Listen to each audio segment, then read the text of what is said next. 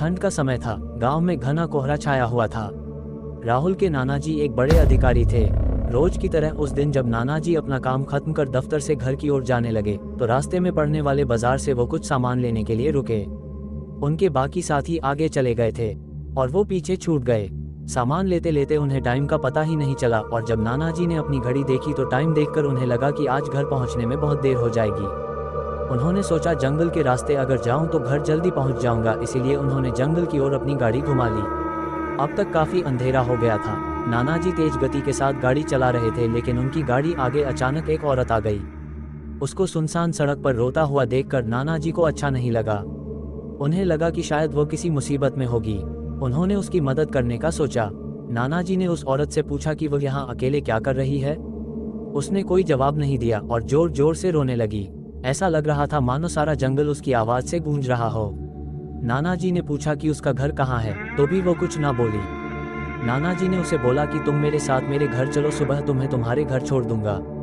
वो नाना जी के साथ चलने के लिए तैयार हो गई और गाड़ी के पीछे वाली सीट पर बैठ गई। रीति रिवाज के कारण उसने अपने सिर पर घूंघट डाल रखा था, जिसकी वजह से उसका चेहरा छिपा हुआ था।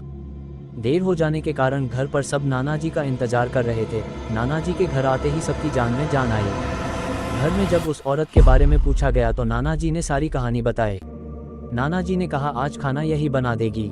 नाना जी की बेटी सुमन को उस पर शक हो गया। सुमन को लगा शायद ये चोरनी है, रात में सबके सो जाने के बाद घर का सारा सामान चुरा कर भाग जाएगी। सुमन ने उसे रसोई घर में भेज दिया। थोड़ी देर बाद रसोई घर में से अजीब से आवाजें आने लगी। सुमन ने जाकर देखा तो वह औरत अभी थैले से मछलियां निकाल रही थी। ये देखकर सुमन को बहुत गुस्सा आया। सुमन ने उसे गुस्से में कहा कि तुम अभी तक सिर्फ मछलियां निकाल रही हो तो खाना कब बनाओगी और हम खाएंगे कब। ये बात सुनकर भी वो औरत कुछ नहीं बोली, बस अपना काम करती रही। उस औरत का चेहरा ढका हुआ था, इसीलिए किसी ने भी उसका चेहरा नहीं देखा था। सुमन ने भी उसका चेहरा देखने की कोशिश की, लेकिन उसे उसकी झलक भी दिखाई नहीं दी। सुमन ने गुस्से में कहा कोई जरूरत हो तो बुला लेना, लेकिन फिर भी वो कुछ नहीं बोली। सुमन चली गई। सुमन को लगा कि वो शायद अनजान लोगों से ज्यादा बात नहीं करती होगी। कुछ समय बाद जब सुमन वापस रसोई घर में गई तो रसोई घर का दृश्य देखकर वो बहुत डर गई। उसके पैर जैसे वहीं जम गए, उसके गले से आवाज ही नहीं निकल रही थी। सुमन ने देखा वो औरत जमीन में बैठकर कच्ची मछलियां खा रही है। सारी रसोई में हड्डियां और मांस के टुकड़े बिखरे पड़े हैं। उसके सिर का घूंघट भी उतरा हुआ था, जिससे उसका चेहरा साफ साफ दिखाई दे रहा था।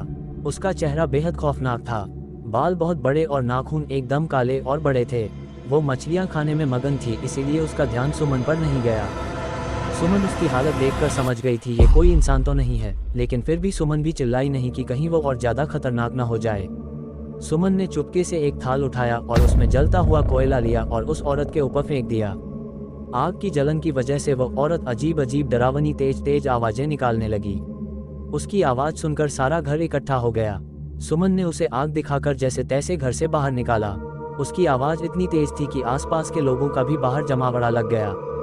वह औरत लोगों की भीड़ को हटाते हुए जंगल की तरफ दौड़ी। सारे लोग डर के मारे कांप रहे थे।